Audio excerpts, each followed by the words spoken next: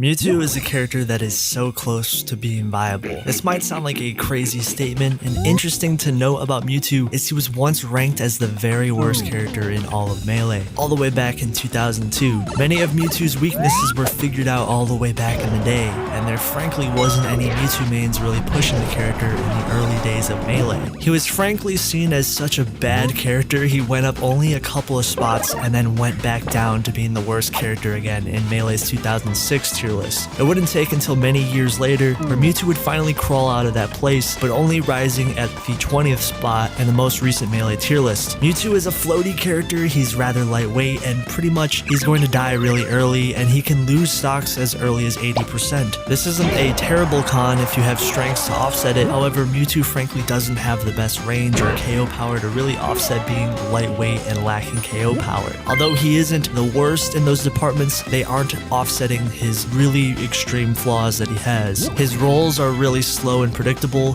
his speed is pretty mediocre, he's just a really big target, and his tail has a giant hitbox, which can be detrimental to his survivability as he can be poked a lot in that area. He has a really terrible shield, which doesn't help, also having poor out of shield options, and his neutral tools are very lackluster, having generally weak attacks and a lack of approach options. But I believe if Mewtwo was given slight changes, he would actually be somewhat viable, and he would be a character you would see in the wild more often. In Melee, its roster is rather top heavy, but the really good characters on the roster are roughly going to be on the same level of skill. Then once you head lower than the mid tiers, you start to get characters that are severely harder to play in tournaments. Now you can play whatever character you want, it's your world. A lot of people are just going to play high tiers because they don't want to be outranged by Marth. All the way down at 20th place is Mewtwo.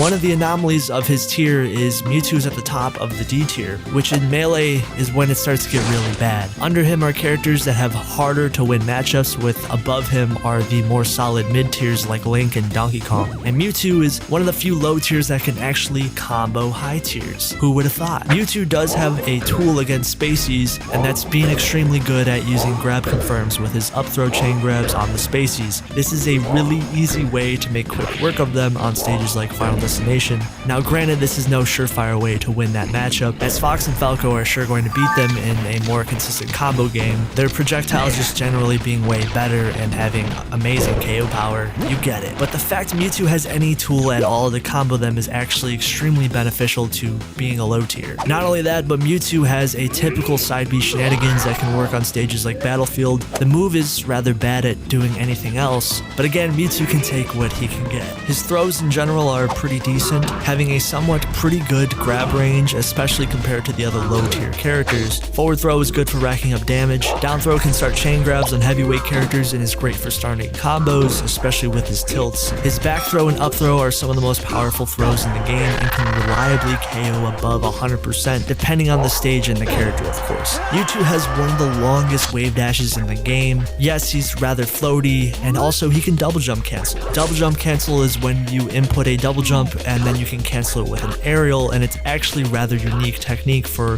the floatier characters in Melee who have this tool. It does somewhat improve the fact that he has such a terrible shuffle, at least he can double jump cancel, something I thought I would note. It heavily improves his combo game and punishes that wouldn't be possible otherwise. His air dodge is one of the most unique air dodges in the game, as he disappears for a brief second and then having the third best aerial drift in the entire game, which is actually really good, leading to the point of Mewtwo actually having one of the best recoveries in Melee. His Shadow Ball, when fully charged, is definitely a really good tool for securing KOs, and the reason why I say Mewtwo is so close to being viable, because Mewtwo in Project M is actually just a way better character. Mewtwo in Project M is definitely trying to be what the Melee version really couldn't. The Project M version has a lot of the crippling weaknesses removed, like his weight being increased. Instead of being a lightweight character, now he's a semi-medium weight character. His terrible roll got improved with much better combo game, and also having a much stronger forward air as well. But again, this isn't 3.0 Project M Mewtwo we're talking about, this is actually just the standard Mewtwo in Project Plus. 3.0